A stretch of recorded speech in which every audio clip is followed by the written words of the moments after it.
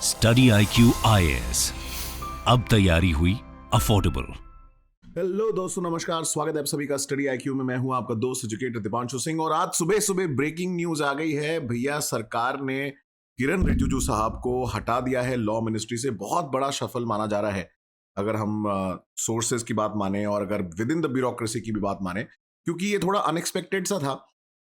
और किरण रिजिजू जी काफी अच्छा काम कर रहे थे लॉ मिनिस्ट्री में, बट अब उनको मिनिस्ट्री ऑफ अर्थ साइंसेज दे दिया गया है और किसी और को रिप्लेस कर दिया गया है इन दी लॉ मिनिस्ट्री। तो कौन है वो इंसान, इसके बारे में बात करेंगे और थोड़ा डायनेमिक समझने की कोशिश करेंगे दोस्तों कि आज ये सडन अनाउंसमेंट क्यों हुआ है। तो दोस्तों, ब्रेकिंग न्यूज आई सुबह सुबह ही। प्रेसिडेंट ऑफ इंडिया के जो सेक्रेटेरिएट है वहां से इंफॉर्मेशन आई, क्योंकि राष्ट्रपति महोदया को ही जो ये पावर है अपॉइंटिंग ऑफ मिनिस्टर्स की on the recommendation of PM. So of course प्रधानमंत्री मोदी जी के ही बोलने पे हुआ है और किरण रिजिजू जी को रिप्लेस कर दिया गया है as the law minister of India. उनकी जगह अर्जुन राम मेघवाल, जो कि बड़े इंपॉर्टेंट नेता हैं, राजस्थान को बिलोंग करते हैं, उनको ये चार्ज दे दिया गया है। और वहीं पे किरण रिजिजू जी को जो है मिनिस्ट्री ऑफ अर्थ साइंसेज दे दी गई है। अब बहुत सारे लोग इसको डिमोशन मांग रहे हैं क्योंकि अर्थ साइंसेज शायद इतनी इंपॉर्टेंट मिनिस्ट्री नहीं है, बट उसके भी अपने अगर आप देखें दाव पेच है। बट वहीं पे अगर हम देखें, जो अर्जुन राम मेघवाल जी हैं वो मिनिस्टर ऑफ स्टेट हैं और काफी सारी जो इंपॉर्टेंट पोर्टफोलियोज को उन्होंने पहले भी हैंडल किया हुआ है। तो उसके बारे में हम लोग और डिटेल में बात करेंगे। बट अर्जुन राम मेघवाल जी जो है वो उनको एग्जिस्टिंग पोर्टफोलियो के साथ साथ उनको लॉ मिनिस्ट्री भी दे दी गई है। तो अर्जुन राम मेघवाल जी को इतनी इंपॉर्टेंट जिम्मेदारी क्यों दी गई है, स्पेशली अगर हम देखें दोस्तों, अगले साल इलेक्शन होने वाले हैं लोकसभा के, और उसके अलावा और भी 5 राज्य हैं जहां पे इलेक्शन होंगे, जिसका सीधे सीधे इंप्लीकेशन इस मिनिस्ट्री से होता है। तो अर्जुन राम मेघवाल जी के बारे में अगर हम देखें, ये रिटायर्ड IAS ऑफिसर हैं, सोशल वर्कर है, फार्मर भी है, एजुकेशनिस्ट भी हैं और राजस्थान को बिलोंग करते हैं। वॉलंटरी VRS रिटायरमेंट ले चुके हैं IAS से in order to join politics. इन्होंने अपना ग्रेजुएशन लॉ में किया है 1977 में, उसके बाद पोस्ट ग्रेजुएशन किया आर्ट्स में, और उसके बाद जब RAS एग्जाम इन्होंने क्वालिफाई किया तो राजस्थान उद्योग सेवा में ये गए and then finally was promoted into the IAS। तो currently he is the union minister for state in ministry of water resources river development. तो MOS रैंक के मिनिस्टर को इतनी बड़ी मिनिस्ट्री दिया जाना अपने आप में एक बहुत महत्वपूर्ण बात है दोस्तों। और ये बीकानेर कॉन्स्टिट्यूएंसी से 2009, 2024 और 2014 और 2019 में इलेक्शन जीत चुके हैं। और अगर आप देखें, किरण रिजिजू काफी इंपॉर्टेंट कैबिनेट पोर्टफोलियो हैंडल करते थे, बट अब जो है MOS के लेवल के मिनिस्टर को अगर आप देखें, ये एक लॉ मिनिस्ट्री दे दी गई है, तो इसके अपने एक मायने हैं। तो कहीं ना कहीं दोस्तों ये भी माना जा रहा है कि शायद जो किरण रिजिजू जी के ऑफ द लेट अब देखेंगे टसल हो रहा था जुडिशरी से, शायद वो मना नहीं पा रहे थे जजेस के अपॉइंटमेंट को लेके। और स्पेशली जैसे बैक टू बैक जजमेंट्स आए, चाहे अगर आप देखें जो सुप्रीम कोर्ट का जजमेंट आया दिल्ली में LG की पावर के खिलाफ, या फिर जो दूसरा शिवसेना को लेके आया सरकार को लेके इन महाराष्ट्र, तो कहीं ना कहीं ये बहुत साफ दिख रहा है कि जुडिशरी में और सेंटर में जो लॉ मिनिस्ट्री उनके बीच में बिल्कुल भी बात नहीं बन रही है।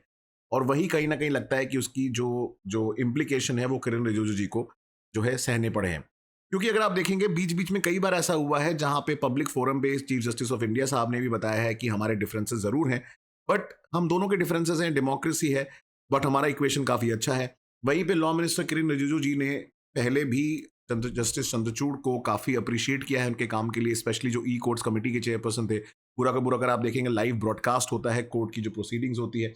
उसके साथ साथ आप देखेंगे कि ऐसे बहुत सारे ऐसे ओकेजन्स रहे हैं, स्पेशली विद रेस्पेक्ट टू जजेस अपॉइंटमेंट या जजेस ट्रांसफर के लेके, जहां पे लॉ मिनिस्ट्री और जो सुप्रीम कोर्ट का कोलिजियम है उनके बीच में कई बार ऐसा विवाद हो चुका है। और पब्लिक फोरम में दोनों ही एक दूसरे ने अगर आप देखें कोर्ट की तरफ से भी और लॉ मिनिस्ट्री की तरफ से भी स्टेटमेंट्स आते रहे हैं।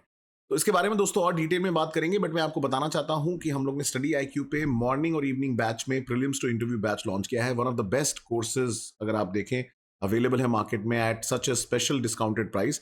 इसमें हम लोग मेंस गाइडेंस प्रोग्राम कर रहे हैं, एक्सपर्ट मेंटर्स हैं, टॉपर्स हैं जो आपको गाइड करेंगे, रिटायर्ड ब्यूरोक्रेट्स हैं जो आपको साथ साथ ये भी बताएंगे कि प्रेशर कैसे हैंडल किया जाता है एग्जाम का। और उसके अलावा daily test, daily answer writing program है आपका, वो सारा इंक्लूडेड है मात्र 29,999 रुपए में। साथ साथ आप ऑप्शनल भी खरीद सकते हैं इसके साथ कॉम्बो में अगर आप डीप लाइव कोड यूज करेंगे।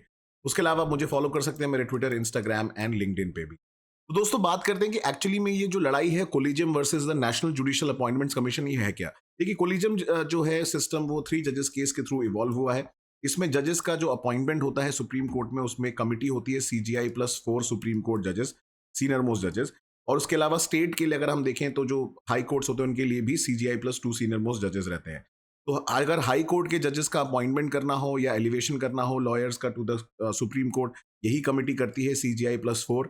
और स्टेट के लेवल पे अगर आप हाई कोर्ट के जजेस का ट्रांसफर करना हो या चीफ जस्टिस का अपॉइंटमेंट करना हो तो यही बॉडी करती है। क्रिटिक्स का ये कहना है कि बड़ा क्लोज डोर सिस्टम है, ओपेक सिस्टम है, इंफॉर्मेशन नहीं पता होती क्लियरली कि क्यों किस जज को अपॉइंट किया गया है। भले ही अब जो कोलिजियम के रिकमेंडेशन आप देखेंगे सुप्रीम कोर्ट की वेबसाइट पे मिल जाते हैं, बट उसके बावजूद भी अगर आप दोस्तों देखेंगे ये कई बार सवाल उठता है कि क्या ये सिस्टम इतना ट्रांसपेरेंट और फेयर है। उसी को रिप्लेस करने के लिए 2014 में आप देखेंगे नेशनल जुडिशियल अपॉइंटमेंट्स कमीशन लाया गया था, जो ये सिस्टम को चेंज करने वाला था। लोकसभा में पास किया गया और इस कमेटी के अंदर 6 लोग होने वाले थे, chief justice of India, 2 senior most supreme court जज, लॉ मिनिस्टर और 2 एमिनेंट पर्सन। सारी लड़ाई इस चीज पे होके आ गई कि 2 एमिनेंट पर्सन को जो अपॉइंट करना था उसमें कहीं ना कहीं ये जुडिशरी का फियर था कि इसमें गवर्नमेंट का जो है रोल ज्यादा बढ़ जाएगा। और उन्होंने ये बोला कि doctrine of separation of power के अंदर और ये जो बेसिक स्ट्रक्चर डॉक्ट्रिन जो केशवानंद भारती केस से निकली है, उनका ये मानना है कि उसका ये वायलेशन था, क्योंकि जजेस के काम में इंटरफेरेंस जो है गवर्नमेंट यहाँ पे कर सकती है थ्रू देयर अपॉइंटीज, जो ये 2 एमिनेंट पर्सन थे, और इसकी वजह से NJAC को स्ट्रक डाउन कर दिया गया अंडर जस्टिस JS खेर। तो ये सिस्टम नहीं चला। उसके बाद आया एक मेमोरेंडम ऑफ प्रोसीजर जो पहले से भी चला रहा है, एक तरीके की अंडरस्टैंडिंग है, डॉक्यूमेंट है जो ये बताता है कि जजेस का अपॉइंटमेंट कैसा होगा। तो इसमें आप देखेंगे ये अभी भी कोर्ट की वेबसाइट पे दिया हुआ है, आप जाके चेक कर सकते हैं। और उसके बावजूद भी सबसे बड़ा कंसर्न ये उठता है कि जजेस के अपॉइंटमेंट को लेके बहुत ज्यादा पेंडेंसी चल रही है। सुप्रीम कोर्ट और चीफ जस्टिस ऑफ इंडिया कई बार ये बात बोल चुके हैं, ये जो जुडिशियल पोस्टिंग्स हैं उसमें डिले जो है ये कंडेमनेबल है। सुप्रीम कोर्ट ने कई बार कहा है सेंटर के खिलाफ, क्योंकि कहीं ना कहीं ये भी माना जा रहा है कि सेंट्रल गवर्नमेंट अपने फेवर के आदमी लोगों को चाहते हैं कि वो कोर्ट में जजेस अपॉइंट हो, और इसको लेके सुप्रीम कोर्ट जो है उसके काफी अलग विचार हैं। तो इंडिपेंडेंस ऑफ जुडिशरी एक बहुत इंपॉर्टेंट पॉइंट है दोस्तों हमारे कॉन्स्टिट्यूशन के अंदर, और दोनों साइड से ये कहीं ना कहीं टसल का जो नतीजा है उसकी वजह से लग रहा है कि इसके भुक्तभोगी जो है वो किरण रिजिजू जी रहे हैं। बट ये भी दोस्तों आपको समझना पड़ेगा कि राजस्थान से अर्जुन राम मेघवाल जी को शायद ये इंपॉर्टेंट पोजीशन इसलिए भी दिया गया है क्योंकि राजस्थान में होने वाले हैं इलेक्शन दोस्तों। तो कर्नाटका के लॉस के बाद बीजेपी के लिए अभी बहुत इंपॉर्टेंट चीज ये है कि त्रिपुरा, मेघालय, नागालैंड, ठीक है, ये जैसे आप देखेंगे इनके इलेक्शंस हो चुके हैं, बट अभी अगले इलेक्शंस होने वाले हैं मध्य प्रदेश, छत्तीसगढ़, राजस्थान, तेलंगाना एंड मिजोरम। तो यहाँ पे वो चाहते हैं कि अच्छा परफॉर्मेंस रहे, और कहीं ना कहीं राजस्थान के जो काफी फेवरेट अगर आप देखें ये लीडर हैं अर्जुन राम मेघवाल जी, इनको एक जो है नेशनल लेवल पे और ज्यादा इंपॉर्टेंस देने के लिए शायद ये किया गया। You never know, this is the political dynamics how it works. तो ये भी एक कुछ लोग कह रहे हैं कारण माना जा रहा है। जनरली राज्यों में इलेक्शन से पहले ऐसे कैबिनेट रीशफल होते रहे हैं, बट रियल इंटेंशन क्या है वो तो देखिए बाद में ही पता चलेगा।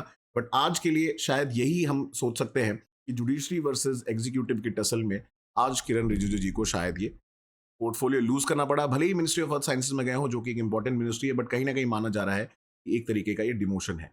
तो दोस्तों ये वीडियो को लाइक एंड शेयर करिए, बाकी आप टेलीग्राम चैनल को ज्वाइन कर सकते हैं for getting access to all the PDF। मैं मिलूंगा अगली वीडियो में। Till next time, thank you so much and Jai Hind.